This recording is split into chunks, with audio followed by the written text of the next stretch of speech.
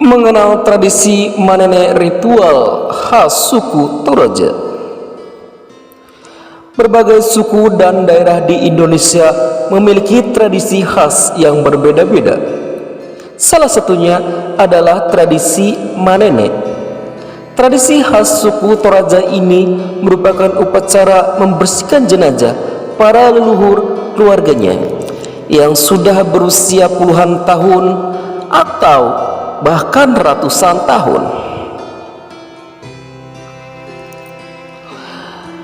Dalam buku berjudul 70 Tradisi Unik Suku Bangsa di Indonesia oleh Fitri Haryani, tradisi manene bermula dari seorang pemburu binatang yang bernama Pong Rumasek.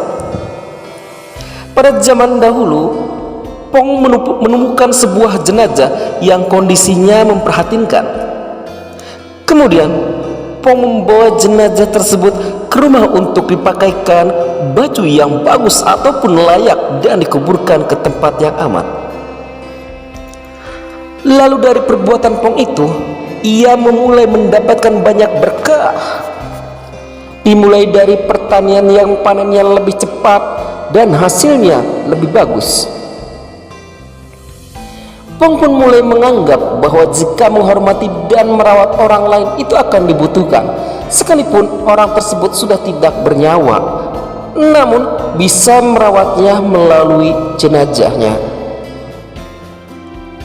Prosesi dalam tradisi manene ini sampai saat ini masih terjaga dengan baik dan turun-menurun ke masyarakat Baru Puwo. Pedalaman Toraja Utara, ritual manene sendiri termasuk ke dalam upacara Rambu Solo atau yang sering disebut dengan upacara kematian. Tradisi manene ini dilakukan oleh masyarakat setiap 3 tahun sekali dan dilakukan secara bersama atau serentak dengan warga desa lainnya.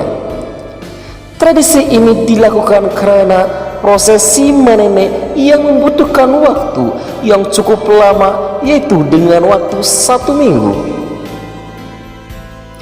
Untuk pelaksanaannya sendiri dilakukan setelah musim panen, karena dilakukan sebelum masa panen dianggap bisa membawa sial bagi hasil panen, seperti sawah ladang akan mengalami kerusakan. Tradisi manene ini diadakan pada Agustus, di mana masyarakat Tanah Toraja akan mengeluarkan peti jenazahnya dari patane. Patane ini merupakan kuburan berbentuk rumah tempat yang dijadikan untuk penyimpan jenazah, yang terletak di Lembang Paton Sariale, Toraja Utara. Dalam tradisi manene, anggota keluarga yang masih hidup harus memenuhi beberapa syarat. Salah satunya yaitu dengan pengorbanan setidaknya 1 hewan. Hewan yang dikorbankan tersebut biasanya adalah babi ataupun kerbau. Masyarakat Toraja sendiri mempunyai kepercayaan jika banyak hewan yang dikorbankan, maka tingkat kehidupan abadi akan semakin lebih tinggi. Tradisi manene ini diawali dengan perkumpulannya seluruh para anggota keluarga di patane, yang kemudian sebelum mengeluarkan jenazah dari patane, seorang tertua desa atau netomina yang akan mulai melafalkan doa dalam bahasa Toraja kuno. Kemudian setelah didoakan oleh netomina, jenazah mulai boleh dikeluarkan dari dalam peti. Setelah dikeluarkan, jenazah tersebut mulai dibersihkan dari debu-debu ataupun kotoran.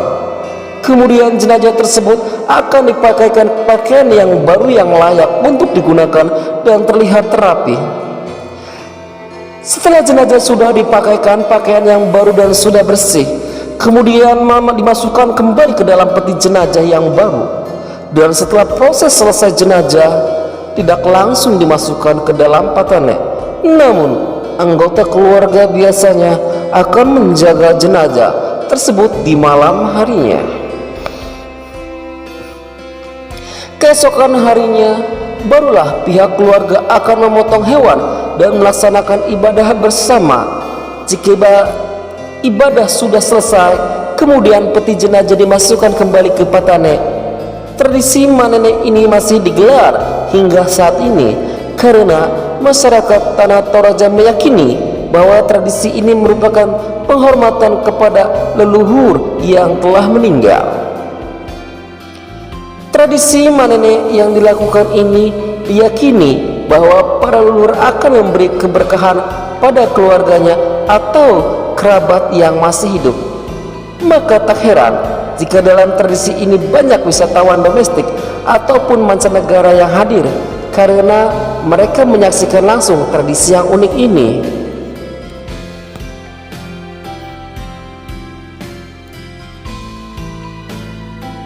Tradisi adat istiadat di Tanah Toraja, Tinanggo Tedong. Kegiatan ini merupakan rangkaian pemakaman yang dilakukan oleh masyarakat Toraja dengan menyembelih kerbau. Menurut kepercayaan umum, kerbau adalah hewan suci dan gunung arwah yang akan membawanya ke alam baka. Sisemba. Selanjutnya ada tradisi sisemba atau pertuangan kaki antara anak-anak maupun orang dewasa di Tanah Toraja sebagai bentuk perayaan panen. Tradisi ini biasanya dilakukan di lapangan dan mempertemukan dua kubu dari dua desa yang berbeda. Setiap kubu akan saling berpegangan dengan kelompoknya dan bergerak maju untuk melakukan tendangan kepada lawan. Tenang saja, permainan ini diawasi langsung oleh seorang wasit.